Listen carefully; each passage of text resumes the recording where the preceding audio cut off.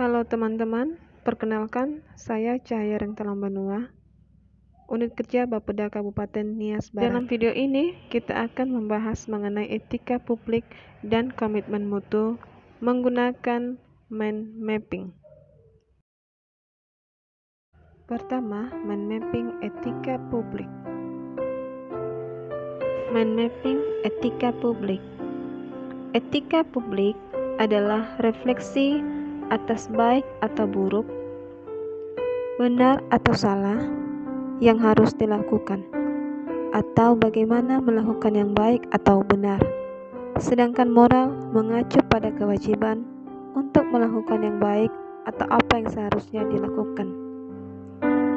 Materi etika publik terbagi atas 8 bagian. Pertama, kode etik. Kode etik adalah aturan-aturan yang mengatur tingkah laku dalam suatu kelompok khusus. Sudut pandangnya hanya ditujukan pada hal-hal prinsip dalam bentuk ketentuan. Adapun kode etik profesi dimaksudkan untuk mengatur tingkah laku atau etika suatu kelompok dalam masyarakat melalui ketentuan-ketentuan tertulis yang diharapkan dapat dipegang teguh oleh sekelompok profesional tertentu. 2. Kode etik aparatur sipil negara. Berdasarkan Undang-Undang ASN, kode etik dan kode perilaku ASN yakni sebagai berikut. 1. Melaksanakan tugasnya dengan jujur, bertanggung jawab, dan berintegritas tinggi. 2. Melaksanakan tugasnya dengan cermat dan disiplin. 3. Melayani dengan sikap hormat, sopan, dan tanpa tekanan. 4. Melaksanakan tugasnya sesuai dengan peraturan perundang-undangan yang berlaku. 5. Melaksanakan tugasnya sesuai dengan perintah atasan atau pejabat yang berwenang sejauh tidak bertentangan dengan ketentuan peraturan perundang-undangan dan etika pemerintahan. 6. Menjaga kerahasiaan yang menyangkut kebijakan negara. 7. Menggunakan kekayaan dan barang milik negara secara bertanggung jawab, efektif, dan efisien. 8. Menjaga agar tidak terjadi konflik kepentingan dalam melaksanakan tugasnya. 9. Memberikan informasi secara benar dan tidak menyasarkan kepada pihak lain yang memerlukan informasi terkait kepentingan kedinasan. 10. Tidak menyalahgunakan informasi intan negara, tugas, status, kekuasaan, dan jabatannya untuk mendapat atau mencari keuntungan atau manfaat bagi diri sendiri atau untuk orang lain. 11. Memegang teguh nilai dasar ASN dan selalu menjaga reputasi dan integritas ASN. 12. Melaksanakan ketentuan peraturan perundang-undangan mengenai disiplin pegawai ASN. Nilai-nilai dasar etika publik. 1. Memegang teguh nilai-nilai dalam ideologi negara Pancasila. 2. Setia dan mempertahankan Undang-Undang Dasar Negara Kesatuan Republik Indonesia. 3. Menjalankan tugas secara profesional dan tidak berpihak. 4. Membuat keputusan berdasarkan prinsip keahlian. 5.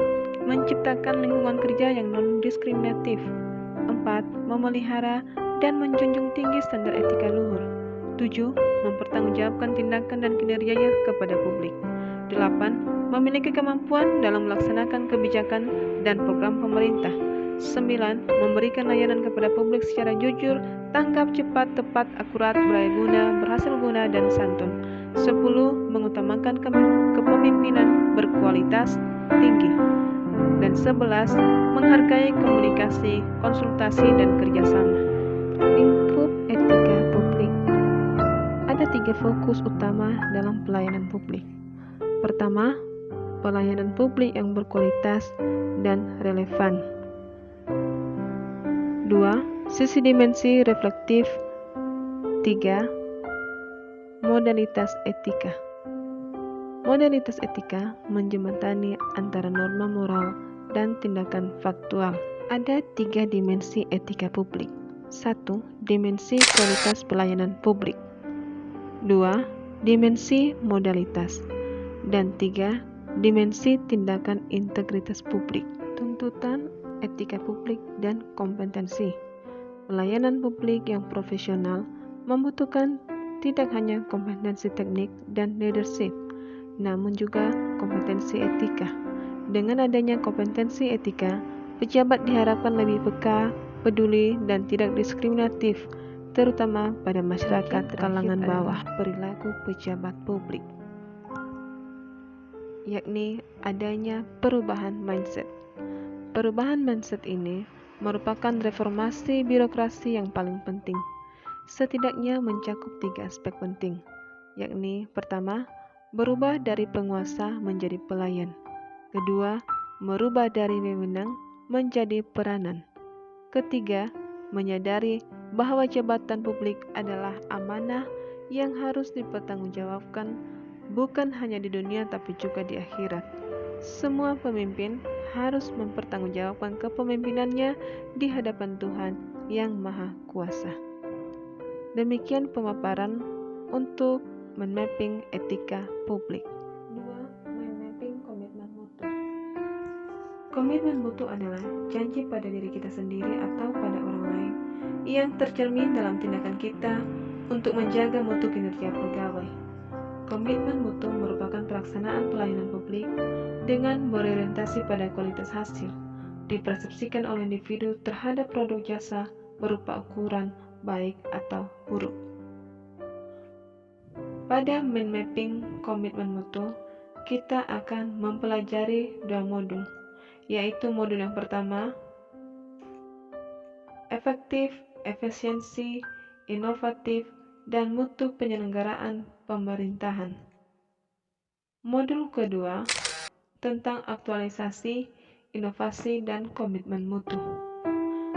Pada modul efektif, efisiensi, inovasi, dan mutu penyelenggaraan pemerintah akan dibagi menjadi 3 kegiatan belajar, yaitu 1.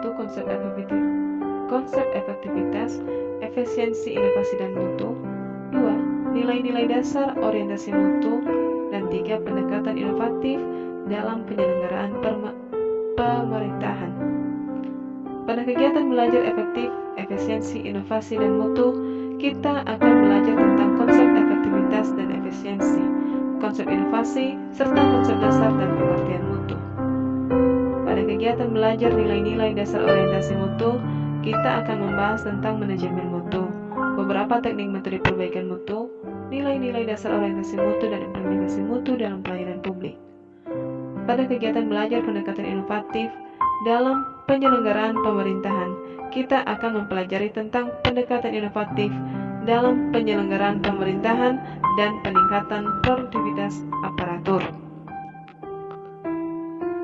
Pada modul aktualisasi, inovasi, dan komitmen mutu dibagi menjadi 3, yaitu membangun komitmen mutu dalam penyelenggaraan pemerintah. Akan dibahas tentang 7 aspek penting pelayanan mutu dan komitmen mutu dalam pelayanan di tempat kerja. Pada pembahasan ini juga akan dibahas tentang perbedaan sektor swasta dan sektor publik. Di kegiatan belajar yang kedua, yaitu berpikir kreatif, kita akan mempelajari tentang kreativitas dalam pelayanan dan teknik berpikir kreatif. Di kegiatan belajar yang ketiga, membangun komitmen mutu melalui inovasi, kita akan mempelajari tentang best practice inovasi dalam pelayanan, peran PNS dalam membangun inovasi pelayanan, dan aktualisasi nilai-nilai dasar komitmen mutu untuk keunggulan bersaing. Diharapkan setelah mempelajari materi komitmen mutu, para ASN mampu mengidentifikasi dan mendeskripsikan fenomenal empirik terkait efektivitas dan efisiensi kinerja di tempat bertugas masing-masing, serta mampu mengimplementasi pemberian layanan publik yang efektif, efisien, inovatif, dan berorientasi mutu, sehingga mampu memenuhi fungsinya sebagai pelayan publik. Demikian, semoga bermanfaat. Terima kasih.